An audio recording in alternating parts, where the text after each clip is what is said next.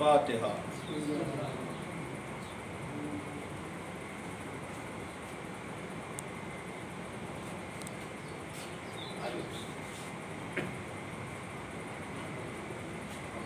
اعوذ باللہ السمیع العلیم من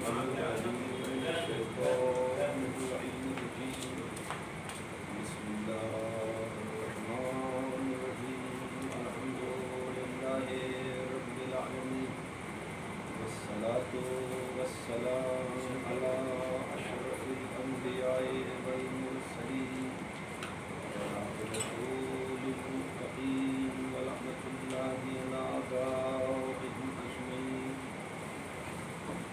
من یومنا ھذا الی قیام یوم الدین، بسم اللہ الرحمن الرحیم۔ قال اللہ سبحانہ تبارک و تعالی فی کتابہ المجید وفرقانہ الحمید،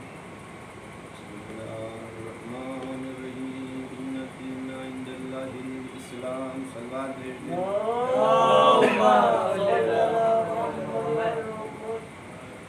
عزیزان گرامی، جیسا کہ آپ حضرات کے علم یہ چیز ہے کہ یہ زمانہ جو ہے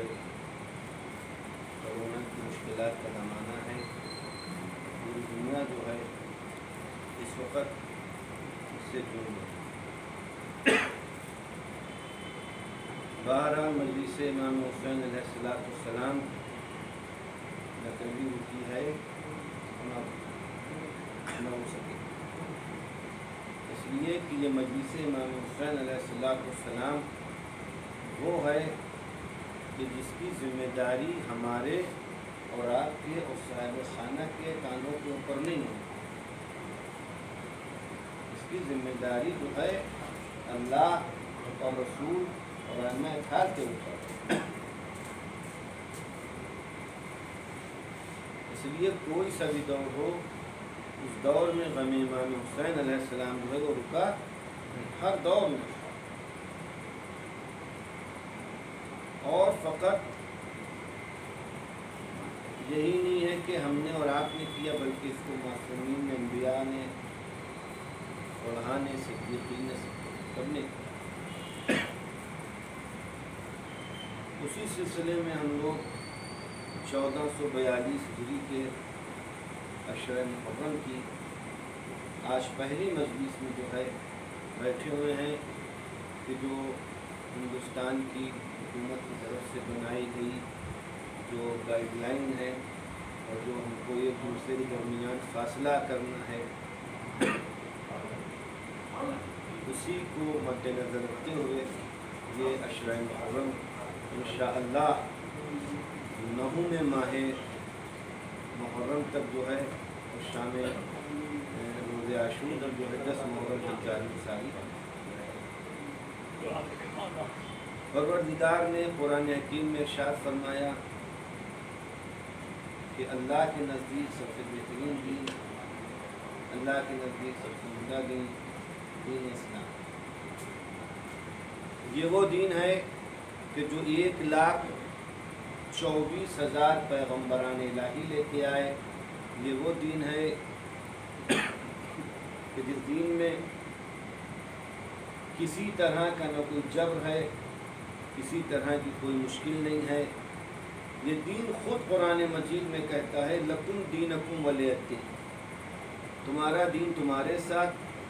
ہمارا دین ہمارے ساتھ۔ یعنی کسی کو زبردستی اپنے مذہب میں داخل کرنے کا نام اسلام نہیں۔ جو صمیم قلب سے اسلام کو قبول کر لے وہی سچا مسلمان ہے، اور جو ظلم، جور، بربریت کے ذریعے سے دین کو قبول کرے وہ مسلمان تو ہو سکتا ہے مگر عزیزان گرامی صاحب ایمان نہیں ہو سکتا۔ درود بھیجنے محمد۔ تو یہ دین وہ دین ہے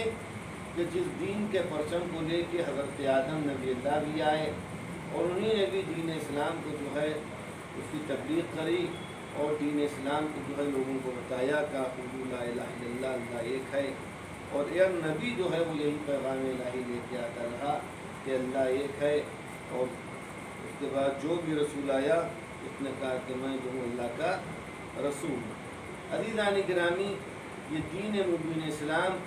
وہ دین ہے کہ جو ہر دین کے اوپر غالب آنے والا ہے، ہر دین کے اوپر غالب آنے والا دین ہے، اور اس دین کی سب سے بڑی خصوصیت اور سب سے بڑی خاصیت اس دین کی یہ ہے کہ یہ دین حضرت محمد مصطفیٰ صلی اللہ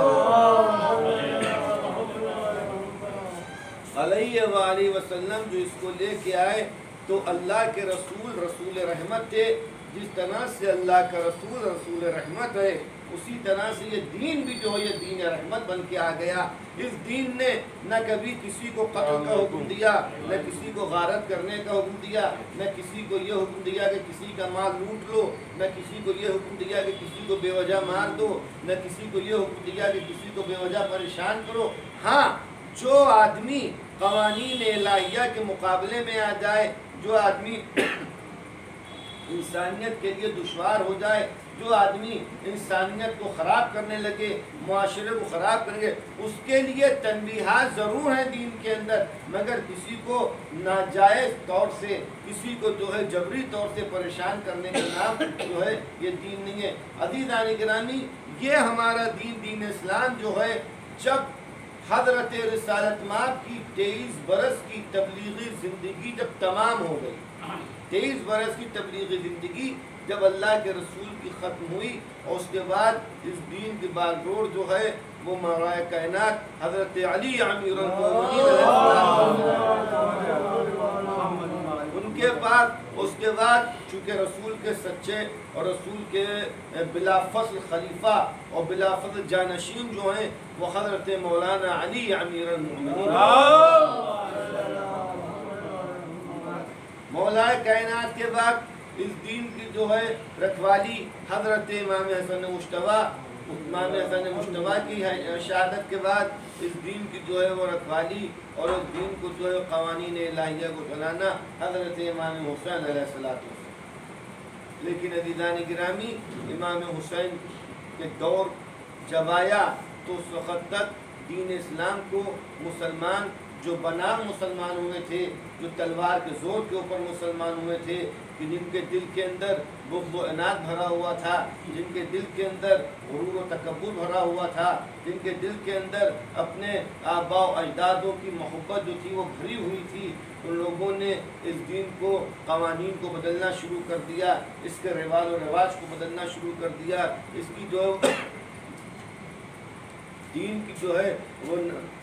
واجبات میں تبدیلی کرنے لگے، دین کی محرمات کو عام کرنے لگے۔ تب عزیزان گرامی، جب حسین مظلوم نے دیکھا کہ اب جو ہے میرے نانا کے دین کو جو ہے وہ خراب کیا جا رہا ہے، میرے نانا کے دین میں تبدیلیاں لائی جا رہی ہیں، میرے نانا کا دین جو ہے وہ مسخ ہوا، میرے نانا کا دین جو ہے وہ تبدیل ہوا جا رہا ہے، تو عزیزان گرامی پھر امام حسین علیہ السلام مدینے سے جو نکلے ہیں، مدینے سے جو نکلے وہ اسی لیے نکلے تاکہ اصلاح امت ہو، امر بالمعروف و نہی عن منکر ہو سکے۔ جو امام حسین علیہ السلام سے جو ہے کسی نے کہا مدینے کے اندر کہ مولا آپ جو ہیں کیوں جا رہے ہیں، آپ کیوں جا رہے ہیں، آپ نہیں رہیے، تو ارشاد فرمایا کہ آپ نہیں دیکھتے کہ حلال محمدی کو حرام کیا جا رہا ہے، حرام محمدی کو حلال کیا جا رہا ہے، کیا آپ نہیں دیکھتے کہ میرے نانا کے دین کی جو سنتیں تھیں ان سنتوں کو بھلا دیا گیا، خاموش کر دیا گیا، میں حلال محمدی اور حرام محمدی کی حفاظت میں جا رہا ہوں، میرے نانا کی جو سنتیں تھیں ان کو بھلا دیا گیا ہے، ہم احیاء سنت رسول کے لیے گھر سے نکل رہے ہیں۔ کیا نہیں دیکھتے ہو کہ یزید شراب خار جو ہے وہ حالت نماز میں جو ہے وہ شراب پی رہا ہے، شراب کے عالم میں، نشے کے عالم میں نماز پڑھائے، کیا نہیں دیکھتے ہو کہ وہ بندروں سے کھیلنے والا ہے جو دعویٰ کرتا ہے کہ رسول کے جانشین ہے۔ تو عزیزان گرامی، یہ عزاداری، یہ امام حسین کی مجلسیں، یہ نوحہ خوانی، یہ سینہ زنی، یہ جلوس، یہ ماتم، یہ عورتوں کا گھروں کے اندر راتوں کو ماتم کرنا، یہ ادا خانوں کو سجانا، یہ سب اصل احیاء دین مبین اسلام ہے۔ درود ہے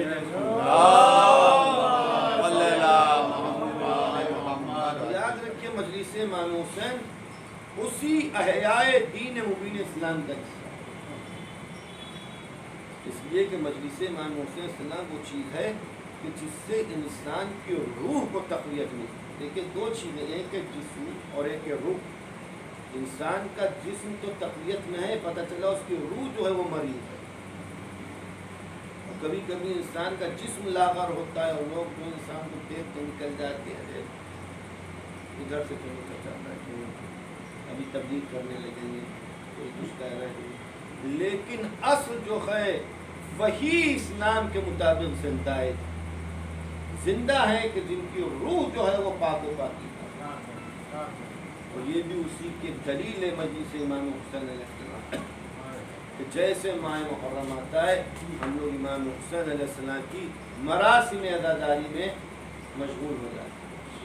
لوگوں نے مجھ سے کہا کہ مولانا صاحب کی محرم کیسے ہوگا، کیا ہوگا، کیا گائیڈ لائن ہے، کیا ہے، میں کہا جو چیزیں بیان کی جا رہی ہیں اس کے اوپر عمل بھی کریے بہرحال، لیکن کہیں گے آپ کا نظریہ کیا ہے؟ ارے ہم نے کہا ہمارا نظریہ وہی جو سب کا نظریہ ہے، لیکن جب آپ اتنا پوچھ ہی رہے ہیں کہیں گے مجلسیں کیسے ہوئیں گی؟ ہم نے کہا مجلسیں کیسے ہوں گی؟ ہم نے کہا آپ کو پیاس لگتی ہے، کیا پوچھتے ہیں پانی کیسے پیا جائے؟ ہم نے کہا پیاس لگتی ہے، کیا پوچھتے ہیں پانی کیسے پیا جائے؟ ہم نے کہا آپ کے سر پہ کوئی ریوالور رکھ کے بھی کہے کہ پانی نہ پیو تو اس وقت بھی آپ یہ کہیں گے کہ مرنا تو ویسے بھی ہے، پانی پی کے مر جاؤ وہ زیادہ بہتر ہے۔ جس طرح سے مچھلی بغیر پانی کے زندہ نہیں رہ سکتی، اس طرح سے عزادار حسین محرم میں بغیر عزاداری امام حسین کے زندہ نہیں۔ روال بدل جاتے ہیں، روال بدل جاتے ہیں، طور طریقے کا بدل جانا کوئی مشکل کام نہیں۔ اگر آپ بنی امیہ بنی عباس کے زمانے میں ہوتے تو جہاں کے اوپر فقط یا حسین اگر کہہ دیا تو انسان کو جو ہے وہ قتل کر دیا جائے گا۔ الحمدللہ ہمارے ہندوستان کے اندر وہ ماحول نہیں ہے جو اس وقت یہاں کے اوپر یہ ماحول ہوا، یہ خود نوع بشریت انسانی کو بچانے کے لیے اقدامات کیے گئے، لیکن اس کے باوجود جو ہے وہ عزاداری امام حسین میں کسی طرح کی کوئی کمی جو ہے وہ واقع نہیں۔ جس طرح سے آپ عزاداری کر رہے ہیں مجھے یہ یقین ہے کہ ہر سال سے زیادہ و بہتر اور اولا عزاداری اس سال ہو اور خلوص سے بھری ہوئی عزاداری ہو، اس طرح سے سال قبلی ہوتی ہے۔ تو یاد رکھیے کبھی بھی اس چیز کا صدمہ تو کریے نہیں کہ یہاں پہ چند آدمی بیٹھے ہیں تو عزاداری قبول ہو رہی ہے اور ہو رہی ہے یا نہیں ہو رہی۔ تو پتہ چلا کہ 10,000 لوگ ہوں گے تبھی عزاداری نہ، ایسی بات ہے۔ نماز کے لیے تو یہ روایات نہیں ہے کہ نماز جماعت میں کہ جتنے آدمی بڑھتے جائیں گے اتنا ثواب اس کا جو ہے وہ اضافہ ہوتا جائے گا، لیکن کہیں سے مجلس امام حسین علیہ السلام کی روایت میں جتنے لوگ پڑھیں گے اضافہ ہوگا۔ اگر ایک آدمی پڑھے گا اور ایک آدمی سنے گا تب بھی وہی ثواب ہے، اور اگر ایک آدمی پڑھے گا 10 لاکھ لوگ سنیں گے تب بھی وہی ثواب ملے گا۔ فاطمہ زہرا سلام اللہ علیہا کے لیے یہ نہیں ہے کہ جہاں پہ زیادہ لوگ ہوں گے وہاں پہ شہزادی تشریف لے جائیں گی، جہاں پہ کم ہوں گے وہاں پہ نہیں لے جائیں گے، نہیں۔ بی بی فاطمہ زہرا اگر آپ اکیلے بھی عزاداری امام حسین کر رہے ہوں گے تو وہاں بھی آئیں گے، اگر آپ 10,000 میں کر رہے ہوں گے تو وہاں بھی آئیں گے۔ درود بھیجے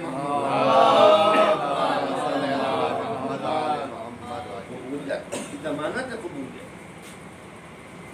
نماز انسان کی کیسے قبول ہوتی ہے؟ نماز کے رکن ہیں، نماز کے واجبات ہیں، ان کو واجبات کو رکن نماز کو جان کر کے یا بھولے سے کسی بھی عنوان سے چھوڑا جائے تو نماز باطل ہے۔ اگر کیا کوئی کسی سے کہے گا کہ جو آدمی کھڑا ہو کے نماز پڑھتا تھا اب وہ بیٹھ کے پڑھ رہا ہے تو یہ نماز اس کی صحیح ہے یا نہیں ہے؟ یا کسی کے منہ میں زبان ہے کہ وہ کہے کہ جو آدمی کھڑا ہو کے پڑھتا تھا اور کبھی بیٹھ کے پڑھی اب وہ لیٹ کے پڑھ رہا ہے کہ اس کی نماز ہے؟ یا کسی کے دم ہے کہ کہے کہ اب جو لیٹ کے اشارے کر لیتا تھا ایسے سر کر رہا ہے ایسے رکوع ہوا جا رہا ہے کیا اب تو وہ یہ بھی نہیں کرتا فقط جو پتلیوں سے جو ہے وہ اشارے کرتے ہو ذرا سے اشارہ کرتے ہو نماز اس کی ہے؟ تو کہے گا کہ نماز ہے یا نہیں ہے؟ نہ عزیزان گرامی ایک ہے حکم اولی اور ایک ہے حکم ثانوی۔ حکم اولی یہ ہے کہ جب صحیح سالم ہو تو بالکل نماز اسی طرح سے پڑھو جس طرح سے نماز کا حکم دیا۔ حکم ثانوی یہ ہے کہ اگر مریض ہو جاؤ کھڑے نہیں ہو سکتے ہو تو بیٹھ کے پڑھو، اگر بیٹھ کے نہیں پڑھ سکتے ہو تو لیٹ کے پڑھو، اگر لیٹ کے بھی جو ہے بولنے میں پریشانی ہے تو اشاروں سے نماز پڑھ لو، یہاں تک کہ ڈوبتے کے لیے ہے کہ اگر ڈوب رہے ہو تو ڈوبتے میں بھی تم نماز پڑھو۔ اب آپ کہیں گے ڈوبتے میں اگر آدمی نماز پڑھے گا کھڑا ہوگا رکوع سجود قیام تو پھر وہ ڈوبے ہی کیا کیوں الگ نکل آئے گا؟ کہا کہ سمجھے نہیں آپ، اس کا مقصد یہ ہے کہ اگر ڈوبتے میں بھی ہو تو نماز پڑھو، مقصد یہ ہے کہ اگر اس وقت تم نے فقط دل کے اندر نیت بھی کر لی جیسے ظہر کا وقت آیا تو تمہاری نماز تو ہے خدا کی بارگاہ میں ادا نہیں تھی۔ درود بھیجنے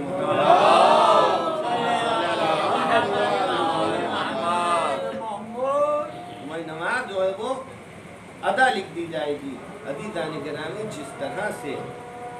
شریعت مقدسہ اسلامیہ میں حکم اولی حکم ثانوی ہے اسی طرح سے عزاداری امام حسین میں بھی ہے۔ جہاں 10 آدمی ہوتے تھے 10,000 آدمی ہوتے تھے اور وہاں کے اوپر اگر کم آدمی ہو رہے ہیں تو اس کا یہ نہ سمجھیے کہ یہ جو ہے اس کا فضیلت کم ہو گئی، نہیں، اس کی فضیلت دوبالا ہوتی چلی جائے گی، جتنی آپ کی مظلومیتیں ادا بڑھتی جائے گی آپ کا ثواب اوپر پہنچتا چلا جائے گا۔ درود بھیج دیجیے، اتنا آپ کا ثواب بڑھتا چلا جائے گا۔ یہاں کے اوپر تو الحمدللہ اتنے لوگ جمع ہوں اس سے کم لوگ تبلیغ مجلس ہو، اگر آپ اکیلے میں بیٹھ کے فقط امام حسین کی مظلومیت کا تصور کرتے ہوئے تو یقین جانیے اس وقت جو آپ کے آنسو نکلیں گے وہ بھی بی بی فاطمہ زہرا کے رومال میں جائیں گے۔ یہ نہ سوچیے کہ وہ آنسو ہمارے رومال میں کوئی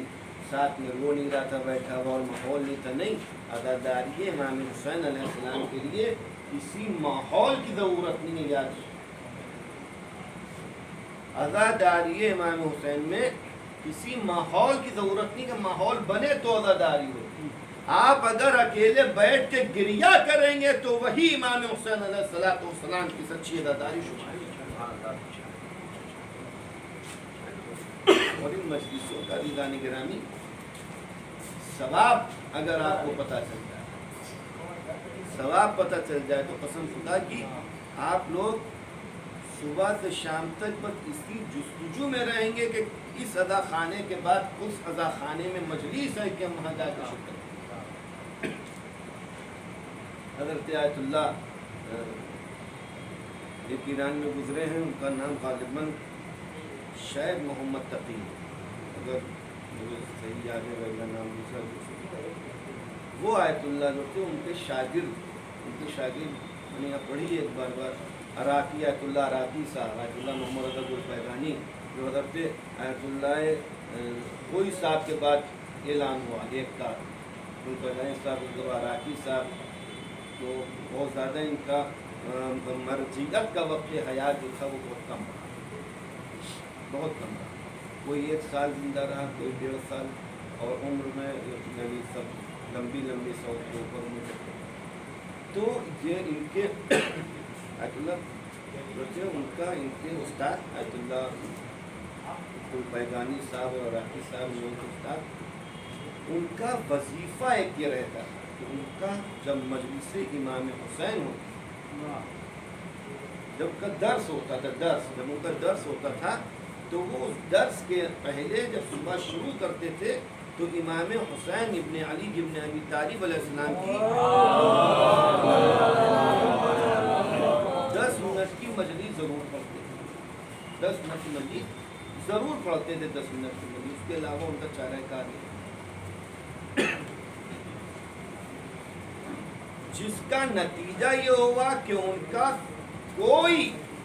شاگرد بھی ایسا نہ نکلا کہ جو آیت اللہ سے کم،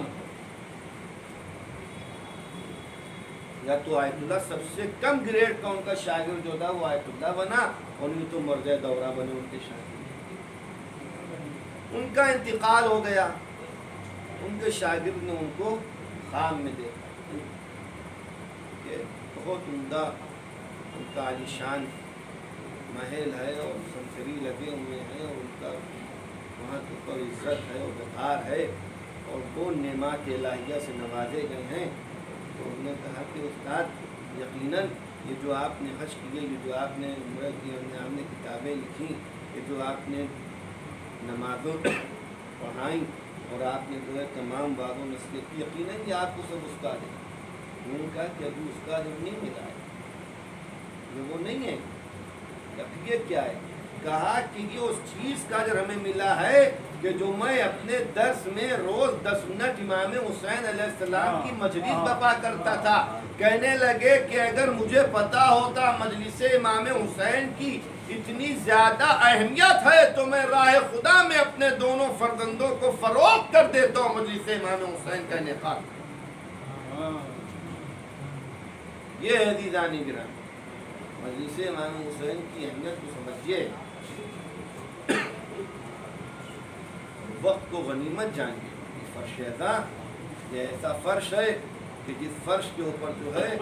اگر انسان قاعدے سے اس فرش ادا کو درک کرنا چاہے تو سارے قوانین انسانیت جو ہیں اسی فرش ادا سے ملتے ہیں۔ ہمارے پاس کچھ نہیں، ہمارے پاس جو کچھ ہے وہ یہ منبر ہے کہ جو ہم کو غدیر سے ملا تھا اور کربلا تک، اس کے علاوہ ہمارے پاس کچھ نہیں۔ یہی فرش ادا ہم کو آداب و رسوم سکھاتے ہیں، یہی فرش ادا ہم کو اٹھنے بیٹھنے کا طریقہ سکھاتے ہیں، یہی فرش ادا ہم کو قوانین انسانیت سکھاتا ہے، یہی فرش ادا ہم کو حلال و حرام سکھاتا ہے، یہی فرش ادا ہم کو مستحب و مکروہ سکھاتا ہے، یہی فرش ادا ہم کو مباح سکھاتا ہے، یہی فرش ادا ہم کو بڑوں کا احترام سکھاتا ہے، یہی فرش ادا ہم کو 1,24,000 پیغمبران الہی کی طرز زندگی کو بتاتا ہے کہ انہیں نے کس طرح سے اپنی زندگی کو گزارا، یہی فرش ادا ہم کو انسان بننے کا سلیقہ سکھاتا ہے، اور یہی فرش ادا جو ہے غیروں کو اپنے پاس جب بلا لیتا ہے تو وہ امام حسین علیہ السلام کے غلام بن کے لوٹ جاتے ہیں۔ درود بھیجیں۔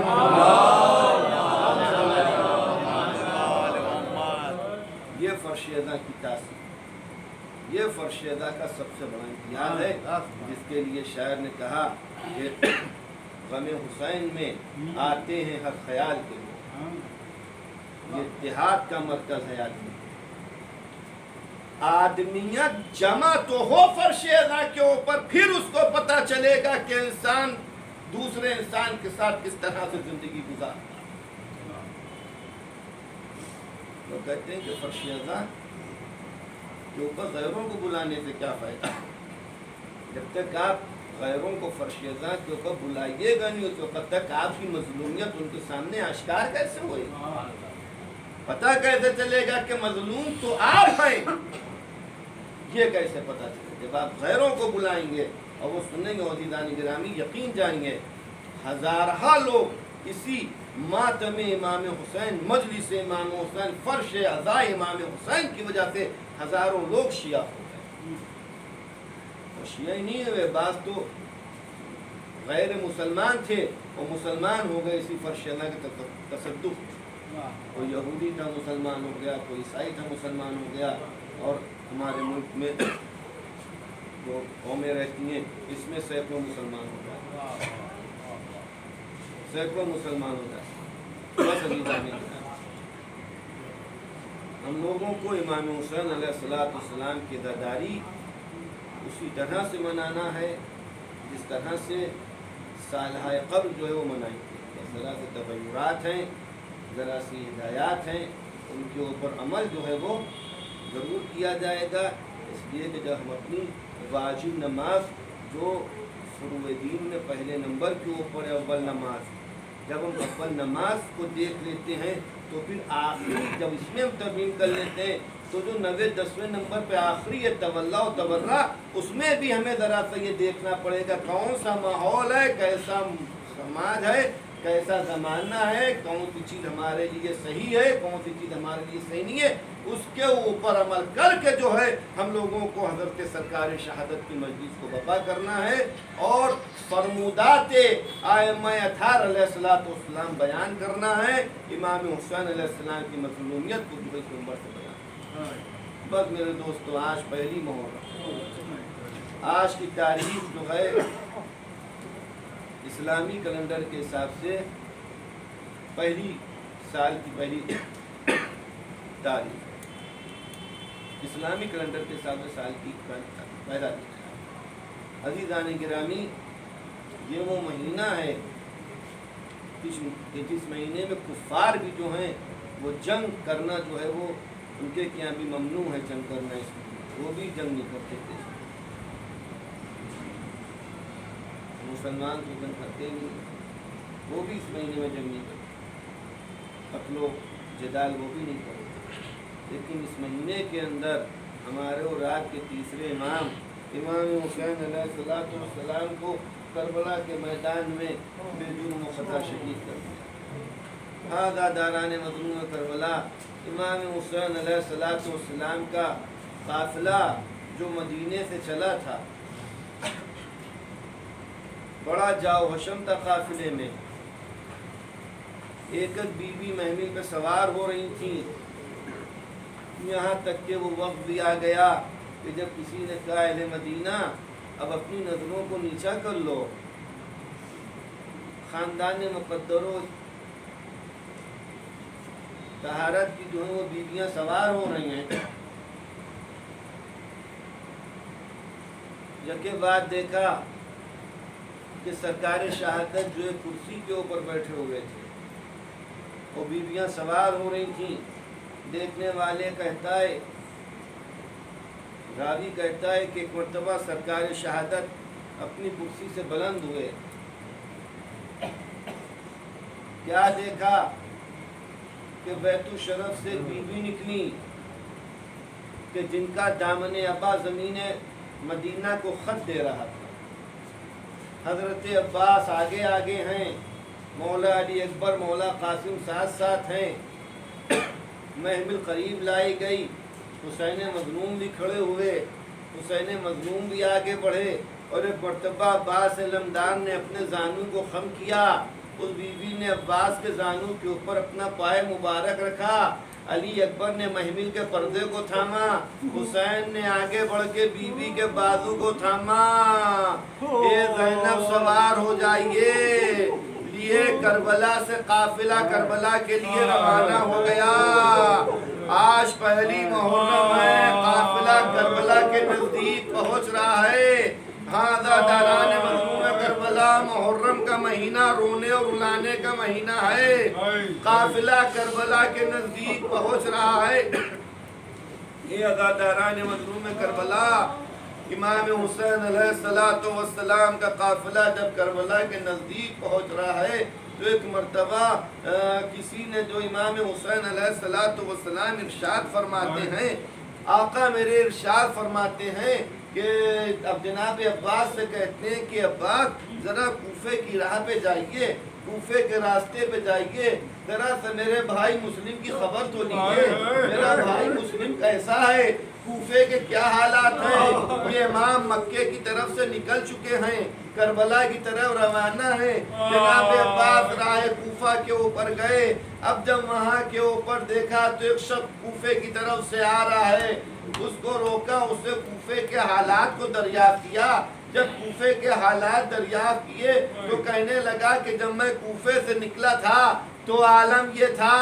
کہ حضرت مسلم کی علیہ السلام کے پائے مبارک میں رسی بندھی ہوئی تھی، لاشا کوفے کی گلیوں میں کھینچا جا رہا تھا۔ ہاں داداروں، یہ دے بادشاہ کربلا ہیں، جناب مسلم ابن عقیل، وہ جناب مسلم ابن عقیل کہ جو حضرت سرکار شہادت کے قاصد بن کے کوفے گئے تھے، شہید کر دیے گئے۔ امام حسین علیہ السلام کے پاس اس مسافر کو لایا گیا، مولا نے فرمایا کہ بتاؤ کوفے کے کیا حالات ہیں؟ کہنے لگا مولا کوئی ہے تو نہیں، مولا ذرا خیام سے دور ہو جائیے۔ مولا نے کہا کیوں؟ ارے کہا مولا ارے خبر ہی ایسی ہے، ارے عزاداروں ایک مرتبہ حسین مظلوم سے کہیں گا مولا غضب ہو گیا، جب میں کوفے سے نکلا تھا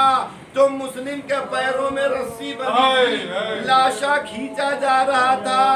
کوفے کی گلیاں تھیں، سفیر حسین کا لاشا تھا۔ ایک میں کہوں گا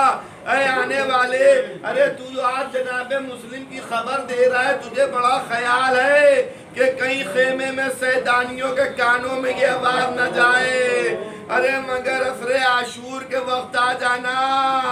جب زینب اکیلی ہوں گی، کہیں کے اوپر علی اکبر سینے پہ نیزہ کھائے ہوں گے، 6 مہینے کا علی اصغر گلوے مبارک پہ تیر کھائے ہوگا۔ ہاں دانان مظلوم کربلا، امام حسین خیمے میں آئے اور آنے کے بعد سرکار شہادت نے جناب مسلم کی بیٹی کو طلب فرمایا۔ جناب رقیہ جب آ گئیں ان کو اپنے زانوئے دھر پہ بٹھالا، اس کے بعد ارشاد فرماتے ہیں کہ وہ ان بالیوں کو لایا جائے جو میں نے ساتھ میں رکھنے کو کہی تھی۔ وہ بالیاں آئیں، حضرت سرکار شہادت نے جناب مسلم کی یتیمہ کے سر پہ دست شفقت پھیرا، اس کے بعد بالیوں کو پہنایا۔ خاندان عصمت و طہارت کی بیٹی تھی، کہنے لگی جب آقا ارے یہ سلوک تو یتیموں کے ساتھ ہوتا ہے، ارے میرے بابا کی خیر تو ہے۔ ایک مرتبہ ارشاد فرماتے ہیں اے رقیہ میں تیرا بابا ہوں، اے رقیہ تیرا بابا کوفے میں شہید کر دیا گیا۔ میں کہوں گا مولا سکینہ کو ہٹا لیجئے، ارے 10ویں محرم کو آپ کی شہادت کے بعد سکینہ کے تماچے مارے جائیں گے، آپ تو بالیاں پہنا رہے ہیں، سکینہ کے گوشوارے چھین لیے جائیں گے، کرتے میں آگ لگی ہوگی۔ اللہ لعنت اللہ علیہ